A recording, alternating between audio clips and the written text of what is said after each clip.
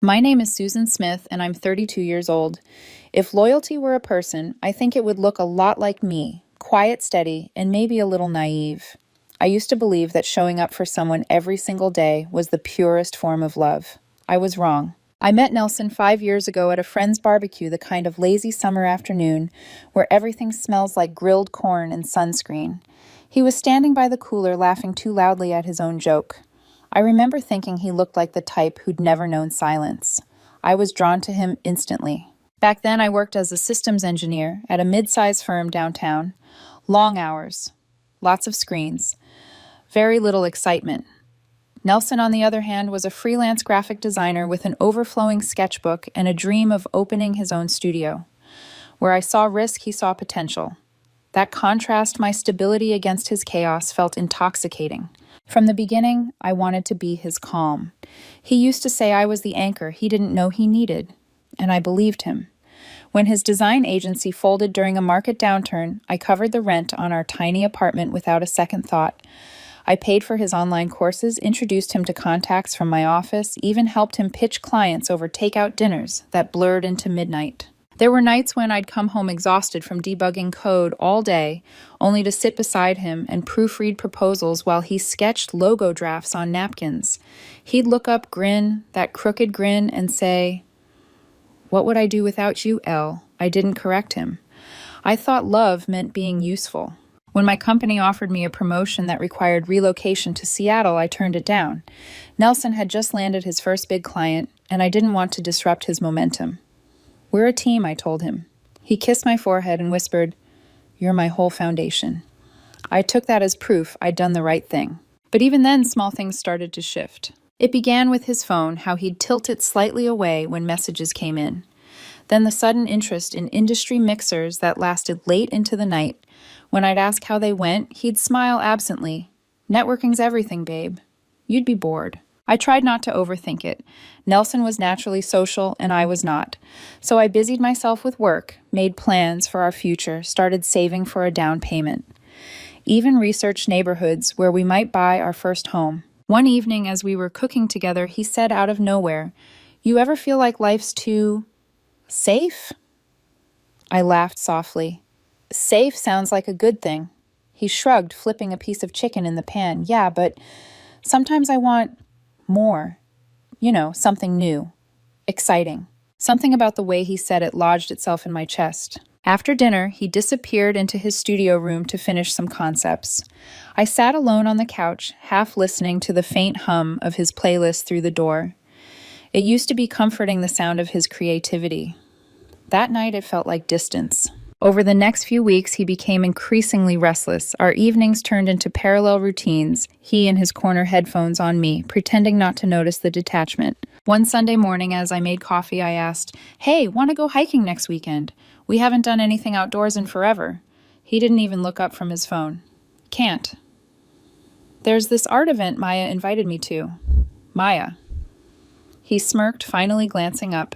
"Just a creative director I met through a client. She's helping me expand my circle." "Right," I said. "Expanding." He caught the tone, but ignored it. "You should be happy for me, Elle. You always say you want me to grow." I forced a smile. Of course. Always. But the coffee that morning tasted like metal. That night, I lay awake, listening to the rain tapping against the window. I tried to convince myself I was imagining things, that Nelson was just chasing his professional dreams and nothing more. Still, the unease clung to me, heavy and shapeless. I didn't know it yet, but the foundation I thought I'd built so carefully was already starting to crack, and the person I trusted most was holding the hammer. The night everything changed was one of those evenings that look cozy from the outside, but feel hollow when you're living inside them.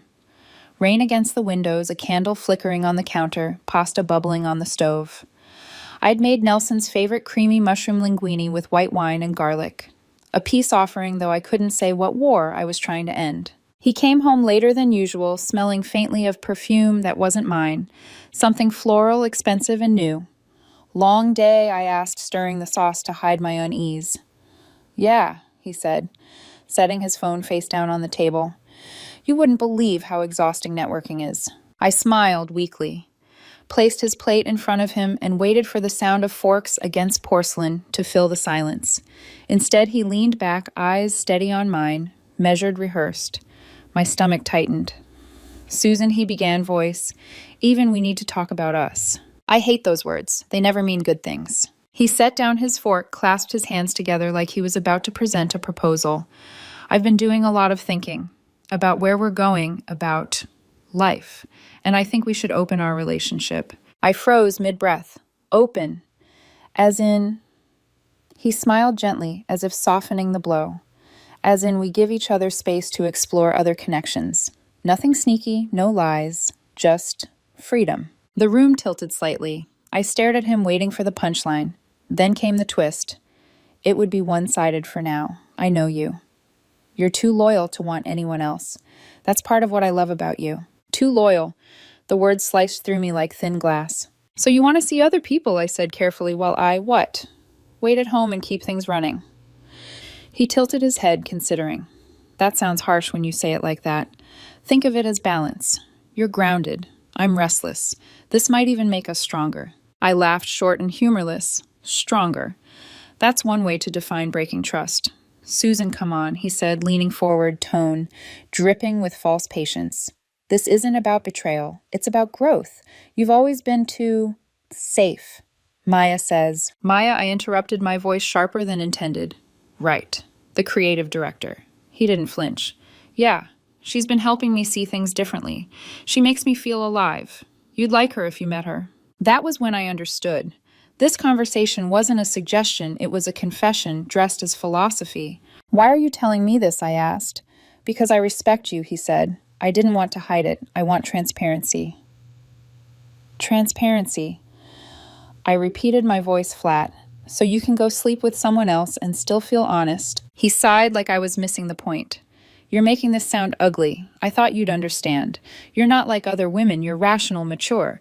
You'll see that this is fair." Fair. My pulse thudded in my ears. For a long moment, I just sat there watching the candlelight tremble between us. The smell of garlic had turned acrid. My mind was a storm of memories, late nights, canceled promotions, quiet sacrifices, all the ways I'd built his comfort at the expense of my own. And then something inside me snapped into place. Not anger, not heartbreak, just clarity. If he was going to use my loyalty against me, I'd make it my weapon. I set my fork down, slowly looked him dead in the eye, and said, "Fair enough." He blinked, surprised by how calm I sounded. "That's it," I smiled faintly. "You're right, Nelson. You should do what you need to do." For a second, confusion clouded his face. He was expecting tears, a fight, something to reassure him he still mattered. But I gave him nothing, just silence. He chuckled nervously. "You're taking this well." "Why wouldn't I said, standing to clear the plates. "You've made up your mind." He reached for my hand, relief flashing across his eyes. "See? This is why you're perfect, Elle. You get it. Most women would lose it. Most women," I said softly, "would know better." That night he fell asleep easily, phone buzzing, quietly on the nightstand.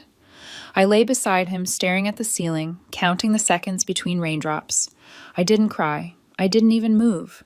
I just let the silence swallow me whole. In the dark, I whispered the phrase again, tasting its bitter calm. Fair enough. It was the first time those words didn't mean surrender. It meant I was already gone. After that night, I stopped trying to understand Nelson. He'd built his own world, a small, glittering sphere of parties, rooftop drinks, and creative connections. I became the quiet figure in the background, the one who made sure the bills were paid and the Wi-Fi stayed connected so he could post photos of his new adventures. He thought my silence was permission. In truth, it was preparation. Weeks passed. He started coming home later, smelling like citrus and smoke. He'd talk about Maya casually, like she was an idea rather than a person. "She challenges me," he'd say, pouring wine without offering me a glass. "She says I've been living too comfortably." Then he'd glance at me with something like pity.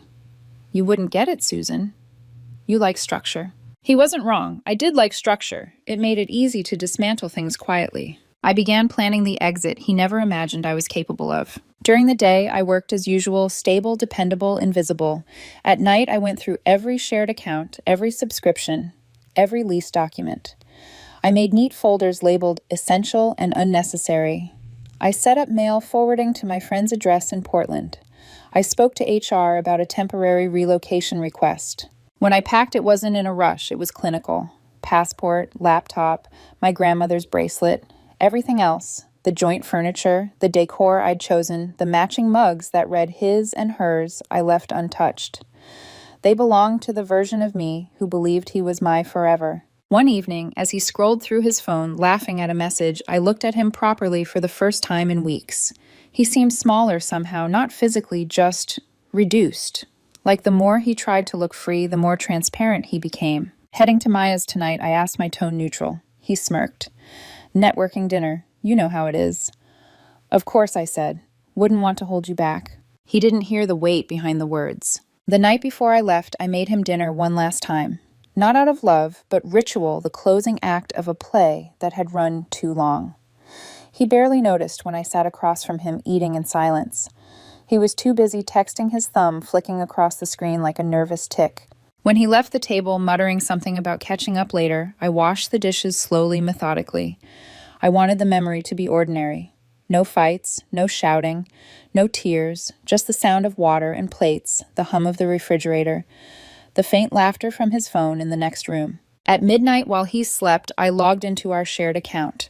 I transferred half the savings to his name, not out of kindness, but closure. He'd always claimed fairness mattered. So I gave him fair. Then I canceled the streaming subscriptions, unsubscribed from grocery deliveries, and removed my name from the lease. By the time the sun began to rise, the only trace of me left in that apartment was the faint scent of lavender from the pillow. I placed my keys on the kitchen counter. On top of them, a note with 2 words, fair enough. At dawn, I wheeled my suitcase down the hall, each step strangely light. The world outside smelled of rain and asphalt, clean, sharp, new.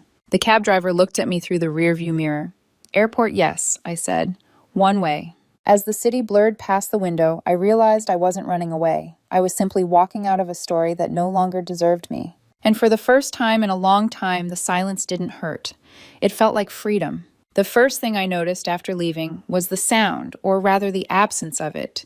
No clinking of Nelson's empty bottles on the counter, no low music bleeding from his studio, just the hum of the ocean outside my temporary apartment and the whisper of wind through an open window. I'd taken a short-term lease in Astoria, a coastal town a few states north where I'd once vacationed during college. My friend Nadia, a quiet soul who lived off freelance writing and herbal tea, offered me her spare room until I found my footing. Stay as long as you need, she said, handing me a mug of chamomile. You look like you've been holding your breath for years. She wasn't wrong. The first week felt surreal. I still woke up expecting to hear Nelson's alarm to see his shoes by the door, but the only footsteps were my own. The air was lighter, freer. For the first time in years, I wasn't somebody's emotional caretaker.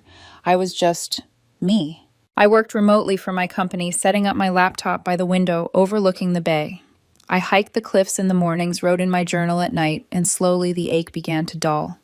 Healing didn't come like sunlight. It came like the tide, slow and deliberate, washing away what didn't belong. By day 3, his messages started. Day 3, hey, how's the conference going? Miss you a little. Day 5, you've been quiet. Everything okay? Call me tonight. I didn't reply. I couldn't. Each message felt like someone knocking on a door I'd already bricked shut. A week later, the tone shifted. Day 10, I don't understand what's happening. You said fair enough, remember I thought we were okay. It made me laugh, a dry, humorless sound. Okay. He still thought it was an arrangement, that my leaving was part of some temporary experiment in freedom. By the second week, friends began reaching out. Not mine, his. Tom, an old mutual from his art circle, messaged me on Instagram. Hey, just a heads up, Nelson's been a wreck. Maya ditched him.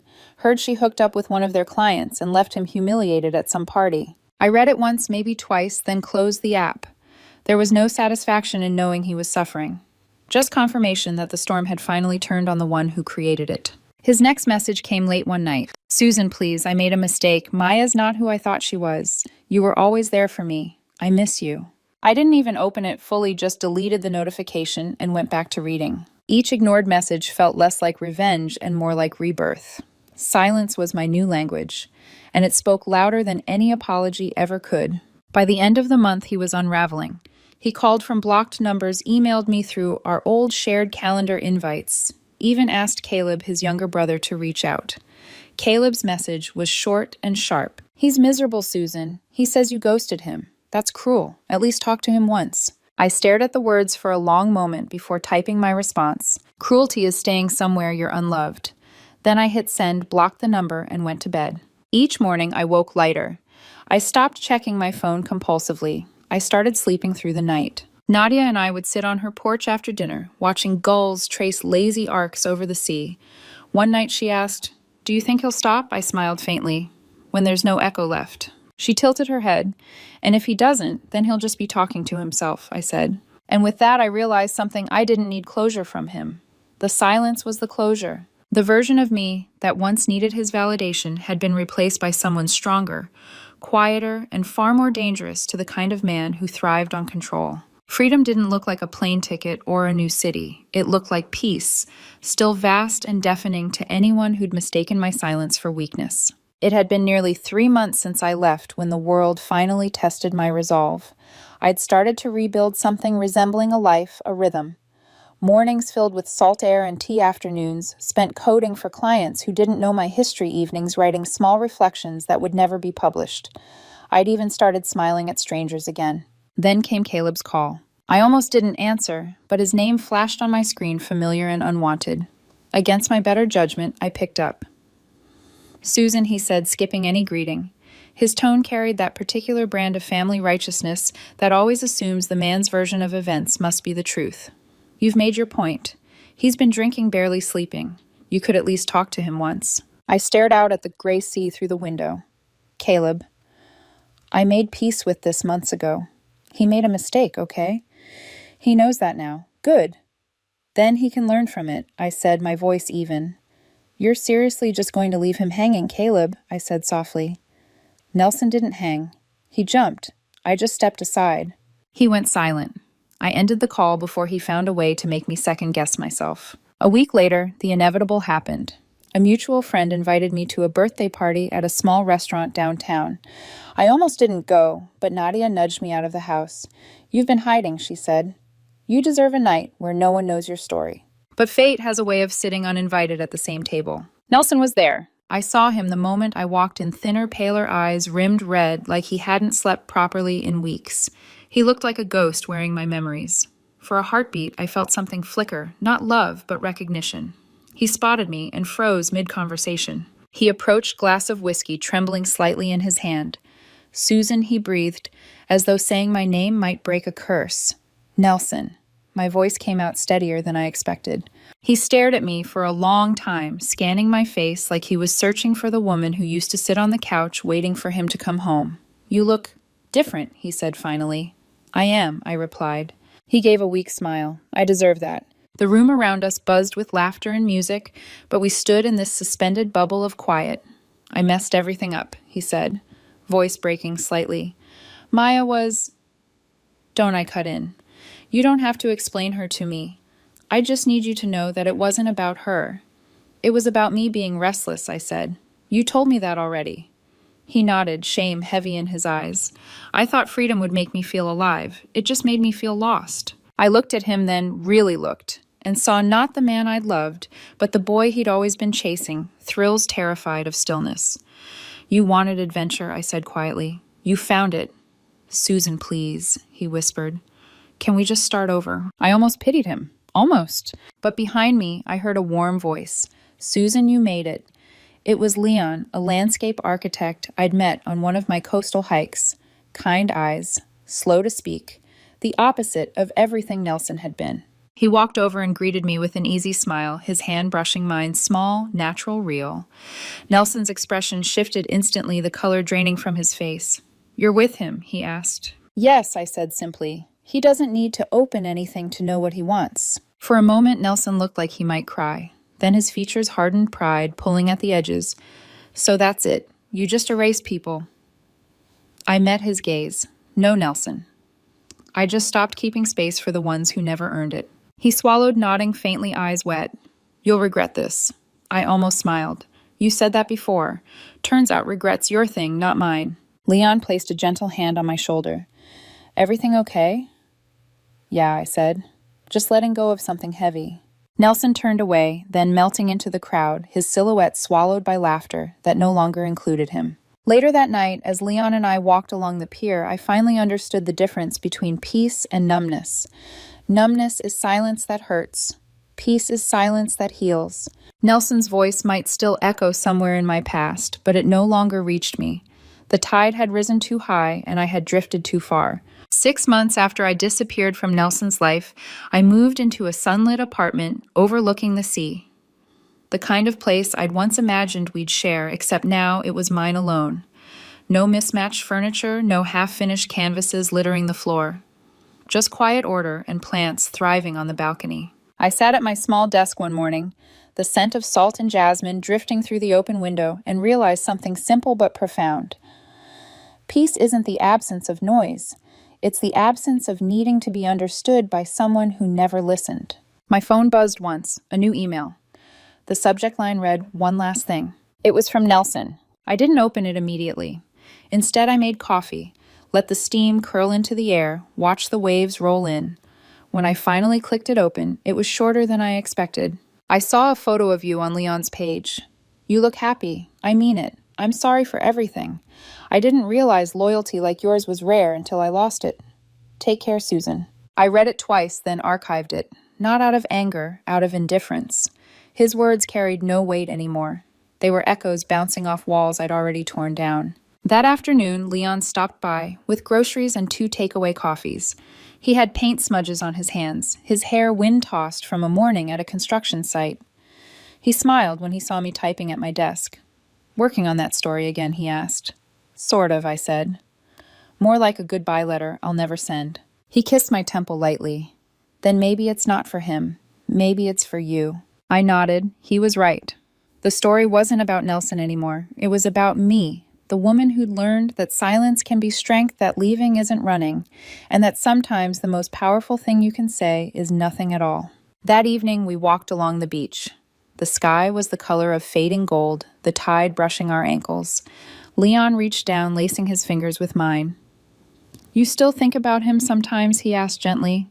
Sometimes, I admitted, but not with pain, more like remembering an old dream, one I finally woke up from. He smiled. "That's fair." I laughed quietly.